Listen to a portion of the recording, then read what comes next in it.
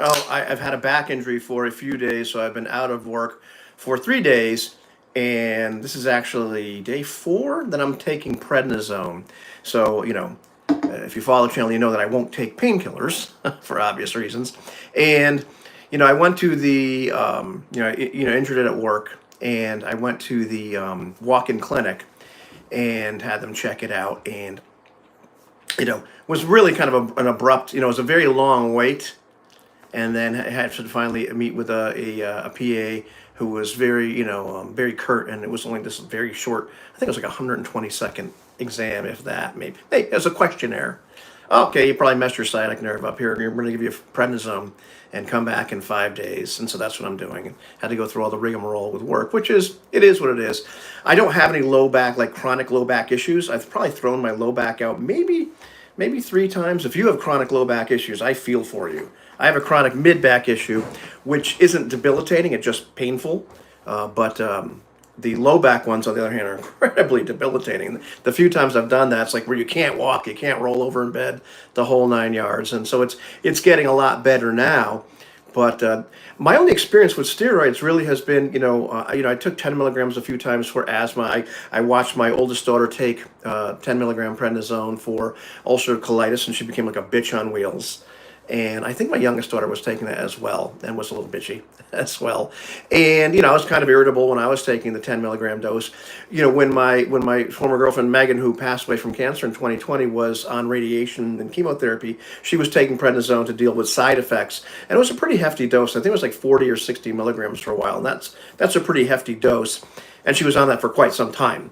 And so I was used to her being irritable and not feeling very well, and being extremely hungry, and all the bloating and all the stuff that goes on with that. So they put me on 50 milligrams, 50. I'm like, whoa, that's big. And the guy's like, oh no, that's not big. So it's only for 5 days. And I was not prepared to be as knocked out and feeling as sick. I thought I was just going to be super irritable and super hungry. I've been kind of hungry, but man, it really makes me feel crappy. It's more this malaise and not feeling quite right, and having to sit down and all that kind of stuff, which can really mess with a person, especially. Well, we'll get to this, because I really do need to make a video about body, mind, and spirit at some point, because the older I get, the more I buy into that, even as an atheist. And so you can call spirit whatever you want to call it, your psyche or your emotional, well-being, your sense of self, whatever the hell it is, you know. But it's been my experience that these things really need to be aligned. When I was younger, for a long time, I really was into this whole idea, from the science fiction world, that wow, wouldn't it be really cool if somebody's brain could be taken out, and then your brain is you, right? And the more that we find out, the more that we're getting all these other messages from our body and stuff like that. And so our sense of self is kind of scattered, and it's even scattered within our brain.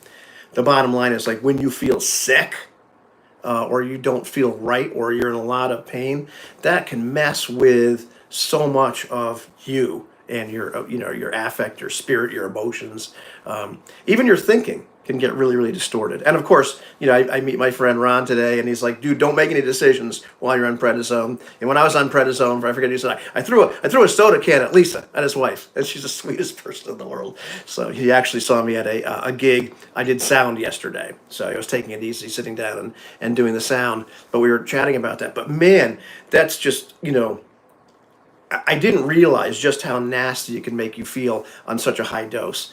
And my current girlfriend Susan was on prednisone for quite some time when she had meningitis, quite some time ago, way before I met her. And so she let me know that yes, in fact, this is a thing, and it doesn't just make you hyped up.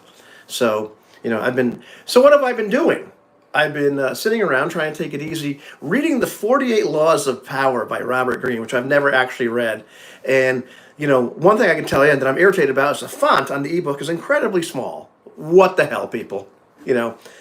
My friend Dan Tramador, an IT guy, told me a long time ago in his gravelly voice, I said, I'm really careful about the amount of paper I bring into my house now. And that really sat with me, because Dan had a wall of books. I have walls of books. I've got a bookshelf over there full of RPGs.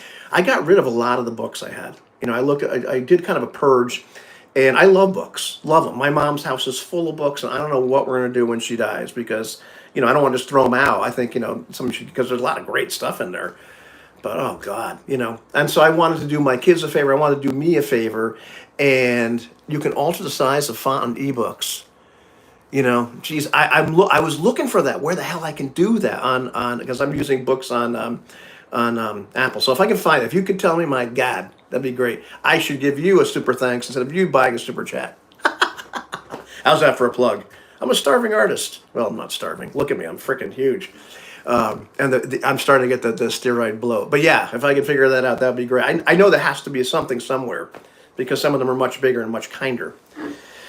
So anyhow, I don't know where I left off. It doesn't really matter. So reading the 48 Laws of Power by Robert Greene, yeah, I've been watching a lot of YouTube lately, which is great, or listening to a lot. And now I'm kind of sitting around watching it too. And you can go down some great rabbit holes, and you can find anything you want to, and as soon as you figure out what's this for me, you can click it off and go to the next thing. And then remove it from your watch history if you want to remove it from your watch history, which is fantastic. So I was kind of intrigued, and Robert Greene's written a bunch of best-selling books. He's really one of these guys that you kind of look at, his hair is always out of place, and he has this kind of whiny voice and everything, and you're wondering about that. Yeah, Dan Tramador, your gravelly voice, read a lot of books in my house, do the ebook thing, so it's really irritating when the ebooks don't work as well as I'd like them to. So, back to Robert Greene, another weird voice guy. But, he was talking about, people talk about this book, and apparently it was highly controversial. And it's these 48 laws that he came up with. He provides all these examples from history. And there's a lot of, incredible amount of Chinese generals and all this sort of thing. And it's about, and a lot of, who's the guy, Machiavellian type stuff and European court intrigue and all this kind of stuff. But all the duplicitous nature of human beings and the various power games. And it's a book that makes me angry and intrigued at the same time. And I know it made a lot of other people angry as well. One of the things he brings up, which I believe is very important, and I think he brought it up more in the interviews, is like he said, I'm not advocating that this is a great thing. It's just, this is the way things are. This is the way this is the way human beings interact and behave, and it's useful to know this. And so that's one of those things, as I'm reading the book, I'm trying to keep that in mind, because one of the things, that I learned in recovery was the biggest acceptance part. I thought like I was surrendering to my addiction or surrendering to drugs. I was surrendering to the fact of surrendering to reality. And one of the realities was that I was an addict and I couldn't, use safely. And, if so, then you commit to a treatment of recovery or a program of recovery. Just like, if you have cancer, well, you accept the fact, well, I have cancer. This is reality. And so the accepting of this reality, this is the way human beings deal with each other, and the power struggles that happen around you. And I think I'm only like 16 or 17 laws of power in, maybe a little bit farther. And I realized I probably violated them all. Maybe that's why I haven't gotten as far or on in life as I'd like to. Law number 1 was never outshine the master. And all I'm thinking is, man, that's a hard thing to do when you're so freaking good at stuff. The hubris, Ivan, the hubris. But, that's one of those things that I've done a lot of times where, you're trying to impress somebody, especially if somebody that you're working for or you're, working with, or you see the flaw in something and say, hey, actually, I believe this is right, and people don't like that. People don't like that. And, so I think it's been an instructive book, even though it's an infuriating book. Even though very often I get upset at the way people treat each other and the way people act and the duplicitous nature of people, and how very often, as my history teacher in high school, and I failed history too, it just wasn't very interesting to me at the time. And I think I was also working 40 hours a week. It's so hard to be humble when you're perfect in every way. My girlfriend Susan just turned me on to that song, and I think I might actually sing it in the country band that I play bass in because it's so simple to sing. So I've been messing around with that, and so yes, that's hilarious that you just brought that up. But when you can see things, these things, it's hard to keep your mouth shut sometimes. But there's a way to deal with people. So, but there's a lot of this duplicitous, backhanded nature, and it can be really upsetting to realize that that's the kind of world you live in. But this is also human nature. So it's one of those things that I'm trying to read and and take it for what it is and gain something from it. Because I believe that one of the most dangerous things that we can do is to avoid things that challenge our thinking. That as soon as we decide, well, this person is full of crap, or it doesn't jive with, it starts to cause cognitive dissonance, to just dismiss it out of hand. Now, and there are certain times when you can look at somebody and say, well, this person is a complete idiot. There are other times, especially when arguments are being made very well, or they're presenting data and facts, or even just, intelligent discourse or debate, that you have to, I believe it's in our best interest to say, wait a minute, let me examine this. Because at least, you may find that you change your beliefs, which is part of evolving as a human being. And, we get so, hung on to our identity and our beliefs and or make our identity our beliefs and this group that we're associated with and all this kind of stuff. And I've certainly looked back on several times in my life when I've been needlessly dogmatic about things and ignored things that made me uncomfortable, only to find out later, you know what? I was wrong. And that's a very humbling thing to find out and to see. And I noticed that tendency in myself even today. And so I'm reading this book with an open mind and listening charitably, as my friend Eloy would say. So that's been kind of an interesting, but I tell you what, if you're in a bad mood and you're feeling sick because you're on steroids and your back hurts, it's probably not the best book to read. But that's what I had up in my queue, so I've been kind of reading that as well. So we'll see. An interesting thing though I've noticed recently, when it comes to this channel, this is a channel that I put together, literally, if you follow the channel or if you watch some of my older videos, it was a rebuttal video. So all I did is I saw this thing, and I think the video might have been linked on Dragon's Foot back in 2010 or 2011 by Tetsubo57. I did a rebuttal video. It got a bunch of views. People say, make more videos. Okay, I did. And so I was really into, what I was into at the time, and I was doing a lot of OSR, D&D type stuff. And it branched out, and became, it was been an RPG channel for a long time. I started introducing bass guitar stuff because I always said it was a channel about me. And, I never... God, YouTube was so different 14 years ago. It really was. And I think it's only like 20 years old. I think they just celebrated the 20th year of the first upload ever, like My Trip to the Zoo, which I've never watched. But now, there's a lot of emphasis on what's your niche, because then people can find you, and then the algorithm can find you, and all these other things. And some people tell you, well, you have to create a niche and niche down and do a thing. So I should have a separate channel about, bass guitar stuff, which I've thought of, and I should have a separate channel about RPG stuff, and maybe should have a separate channel about talking about recovery. Or my God, how many channels am I going to run here? And there's other people who say, well, the niche is you, and then you can find out whatever the hell niche is, which is great, which is kind of like what I'm messing around doing right now, because I just enjoy making YouTube videos. I like doing this kind of stuff. I like speaking about what I'm interested in or what I think is important, And what's fascinating lately is I've all of a sudden seen a bunch of videos pop up where people are concerned about tariffs. Now, keep all political ranting out. I think, I don't want to talk about politics in this. I do have my own political views, and I can tell you that I'm very independent. So from issue to issue, I may surprise you. Doesn't matter. However, the interesting thing about tariffs, see, I had 2 likes, and I just had 1 like, then I got another like. Did I say something wrong? So, interesting thing is there are now a lot of people scared about the tariffs in terms of what it's going to do to their YouTube channel, which is really fascinating. Part of it, I believe, is just the AdSense revenue, where all of a sudden, because the economy is uncertain, nobody knows what the hell is going on. Advertisers and companies are less likely to throw money into advertising budgets or whatever. I'm not sure what I've seen from that, because my payout is pretty small, because my channel is pretty small. The board game industry, and I'm sure that I've seen this about board games, so I believe it's probably just as relevant for role-playing games right now, is like freaking out. And so there's YouTube channels that talk about the board game industry, those are the ones that popped up first, that are freaking out because, oh my God, I'm going to have nothing to talk about. In the meantime, the board game industry, I wish I had a board game right here, over here to show you. I don't have that many, but I've got a couple, is freaking out because all of a sudden, well, they're probably not going to be able to sell as many board games. Um, oh my God, I've been struck by lightning. Thank you so much. Thank you very much, my ear trumpet. Struck by lightning. Thank you. Thank you very much.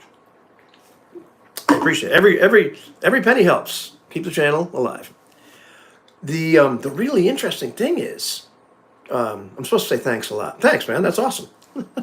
That was really kind. I never know what to say when somebody does that. They're freaking out because they don't have the infrastructure here to make the board games, and that sounds like a BS, right? But like, because my job puts me into factories all the time. So the last 4 years, I've gone into factories, and I see the incredible amount of investment. Thank you very much, your trumpet.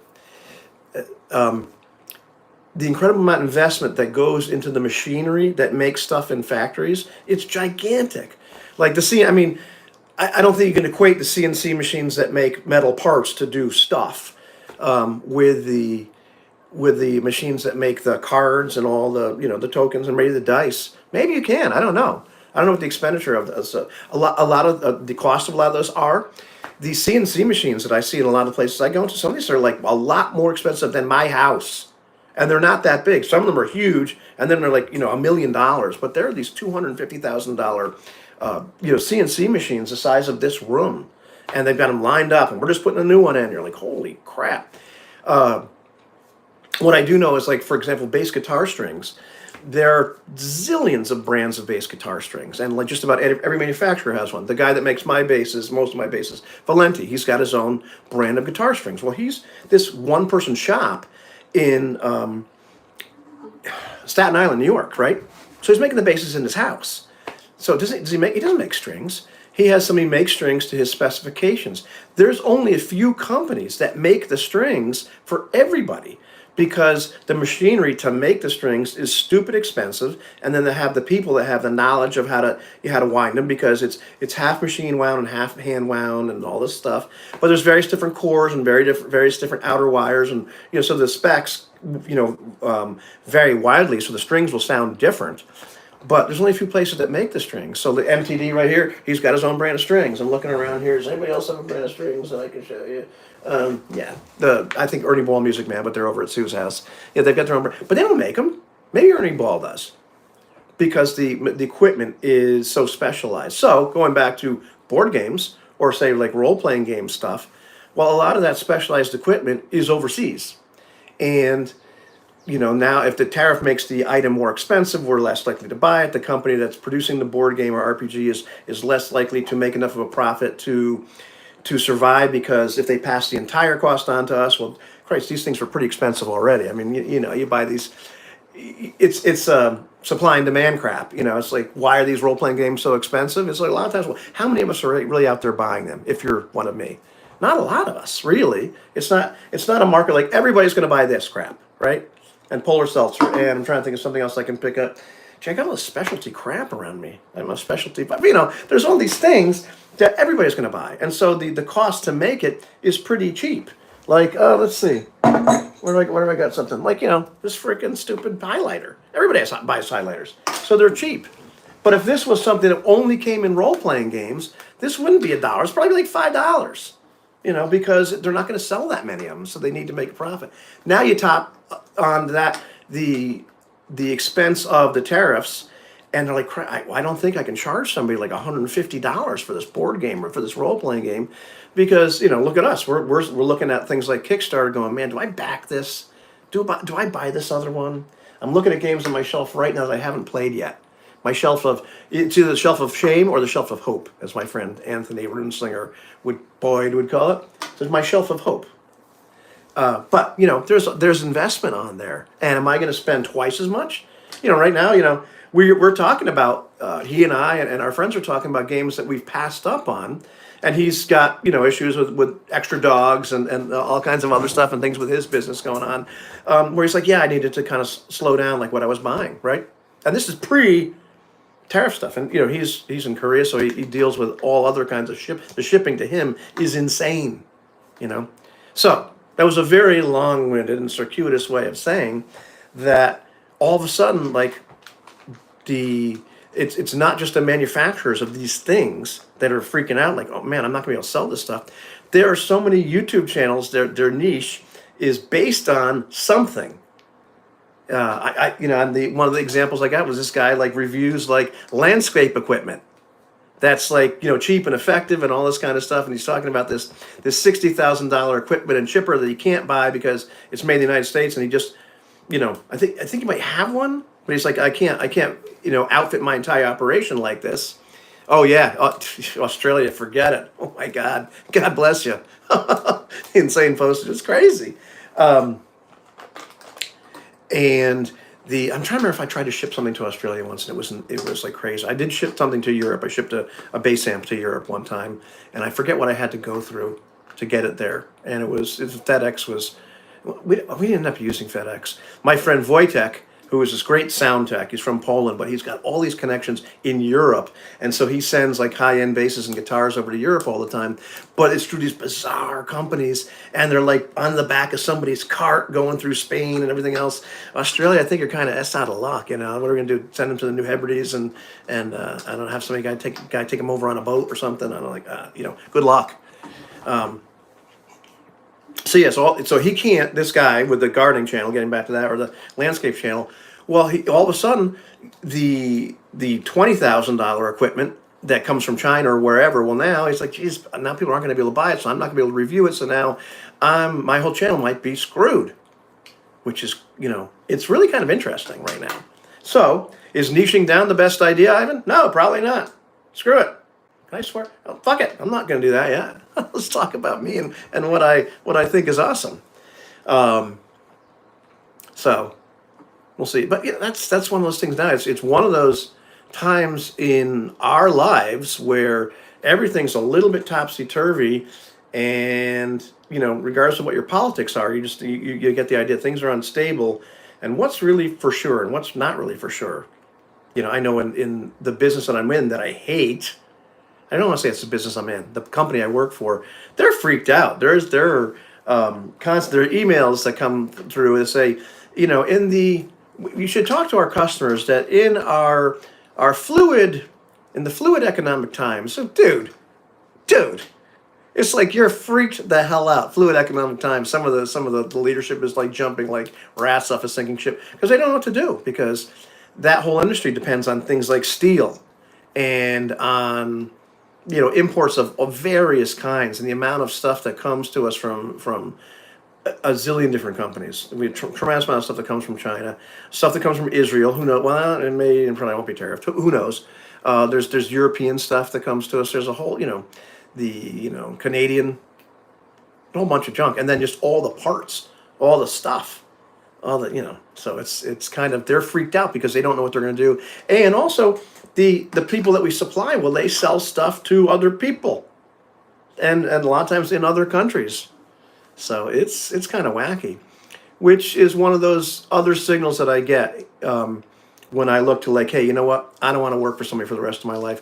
I want to branch out. I want to do something that I enjoy doing, that I can do as an entrepreneur, that creates value for other people. That isn't just some bullshit. That I can say, well, I'm going to sell you my course to have a successful YouTube channel. Those people kill me. I mean, some of them there's some interesting information on those channels, and it's great.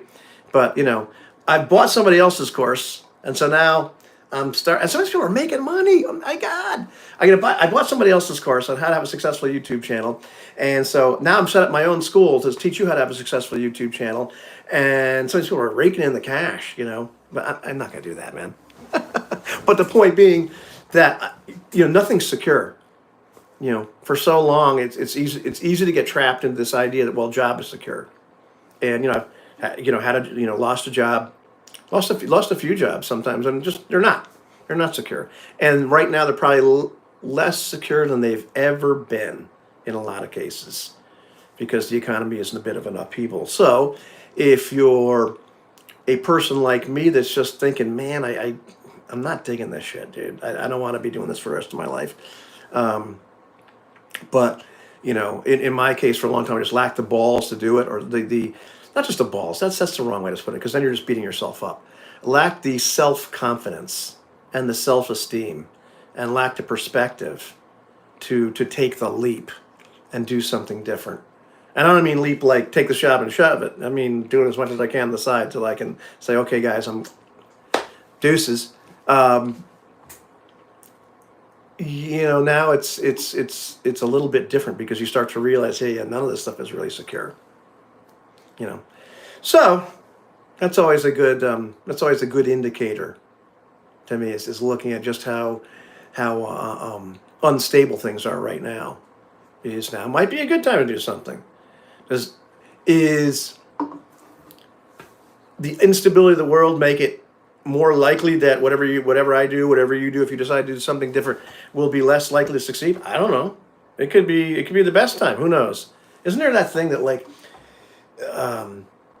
opportunity riding a dangerous wind? Isn't that some kind of Chinese character? I always heard that some self-improvement BS thing. Something riding a dangerous wind is crisis. Opportunity is crisis. Who gives a rat's ass? You know what I mean?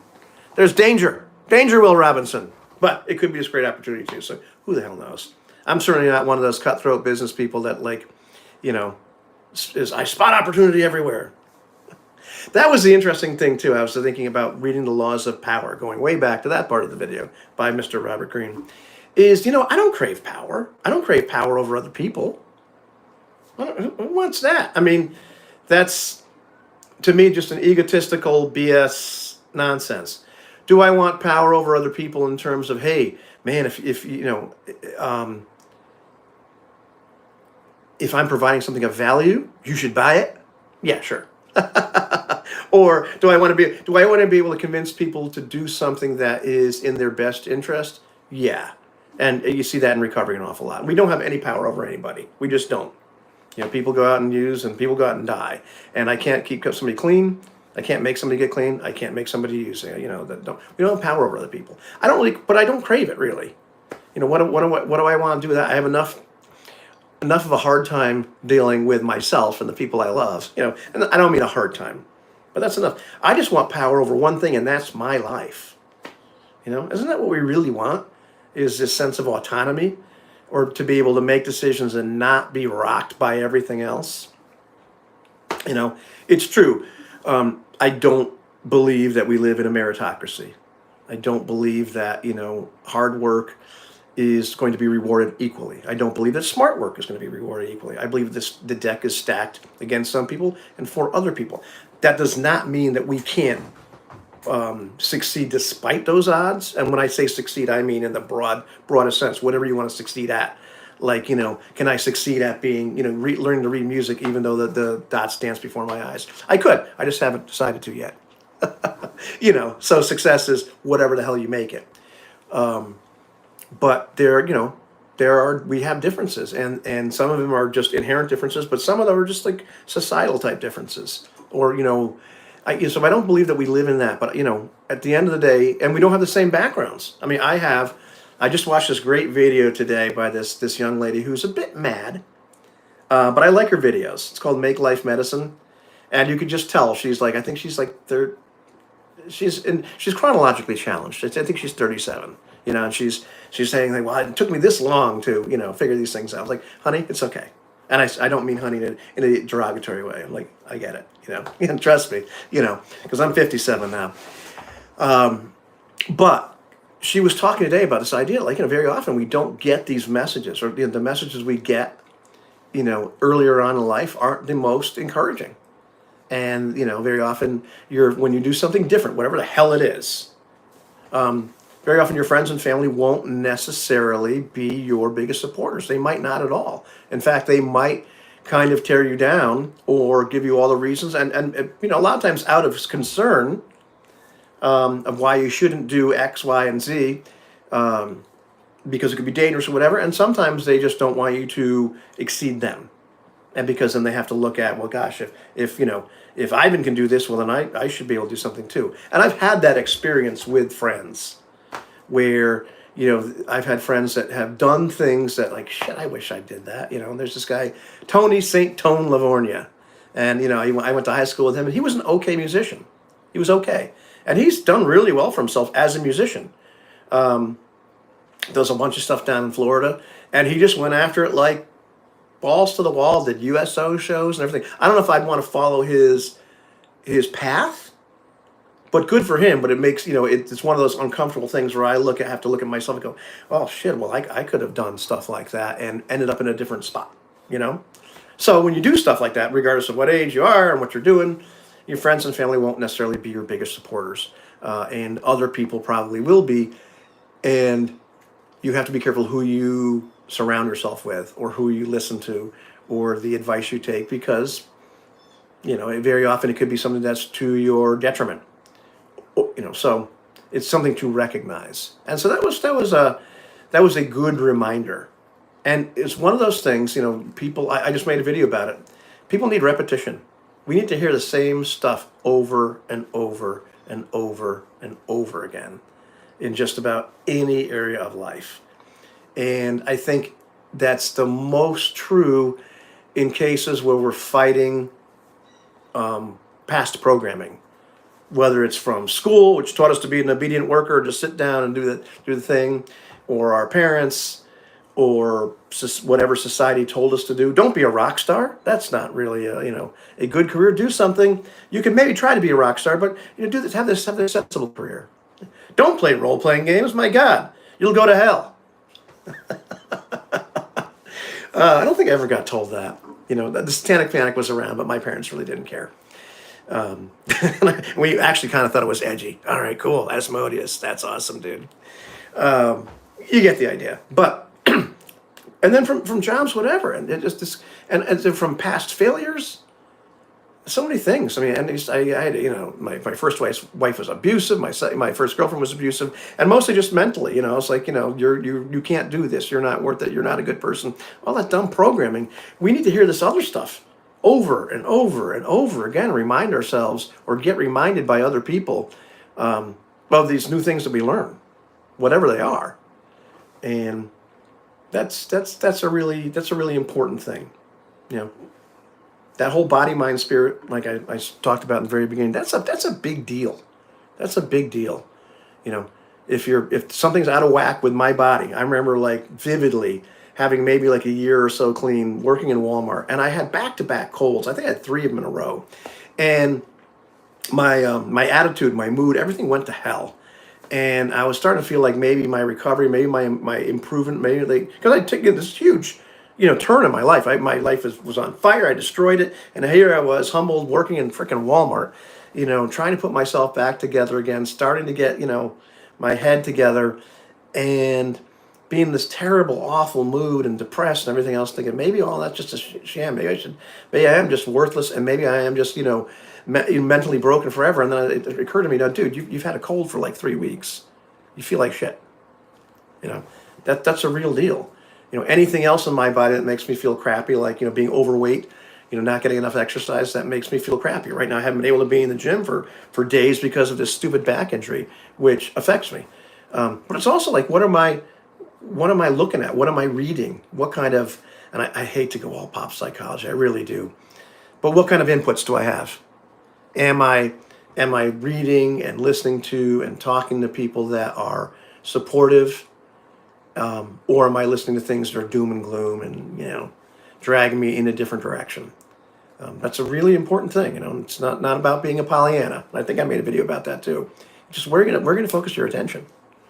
And likewise, the mind thing is a big thing too. Like being able to think critically, to continue to explore this incredible, and I sound like an advertiser, this incredible world of ours. And it is. It's fascinating, dude. It's fascinating, all the crap that's out there. But doing so in a critical way, not going down the conspiracy theory route.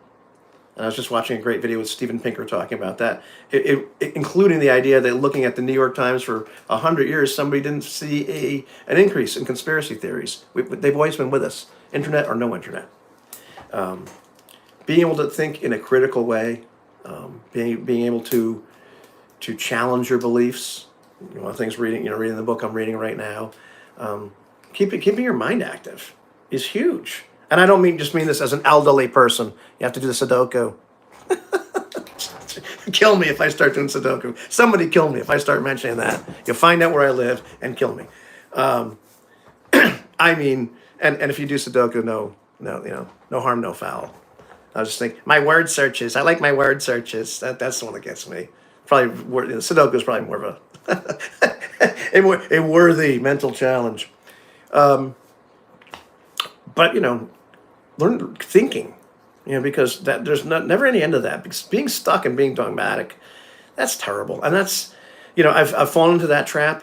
And look around you, especially if you're like my age, older, and you start to see like the people that you grew up with, and some of them are just so set, and so they can get so bitter and so myopic, and you're much better off, having a mindset of open-mindedness and exploration and a continuous dedication to learning whatever it might be. Because there's so much crap. You can't possibly ever learn it all. I remember watching the movie Groundhog Day and being so jealous. Because think of all the stuff you could learn. And you read this guilty pleasure. I read a lot of the Anne Rice books, the vampire stuff, and The Mummy, which I enjoyed. And the mummy got to have sex and eat, so I thought that was pretty cool. Although he was never satisfied, which as an addict I could relate to, completely. I read all those, in the throat, while addicted. And by the way, it's a complete side topic. Ever since I quit opioids, I have not been able to concentrate on reading half as much as I used to. I actually read the entire 600 section of the library where I live. Because one of the things it allowed me to do, like with ADHD and everything else, is to focus. And it blocked everything else. I would not recommend, ever, taking opiates or opioids for that reason. But it's been a struggle since then to be able to concentrate. So that sucks. But getting back to those books, the idea of being immortal has always been one of those things that appeals to me, simply because there's so much to learn. You'll never run out of stuff to learn. You'll never run out of new skills to develop.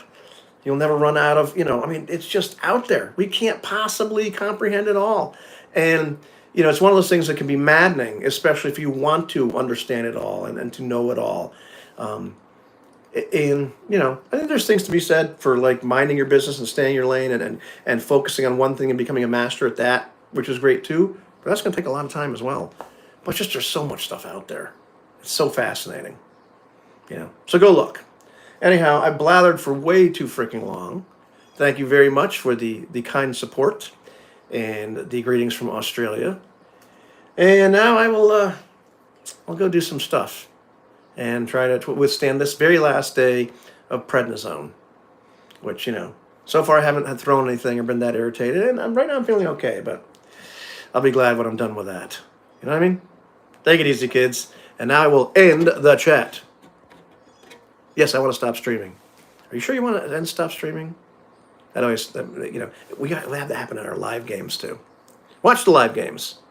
Don't forget to like and subscribe.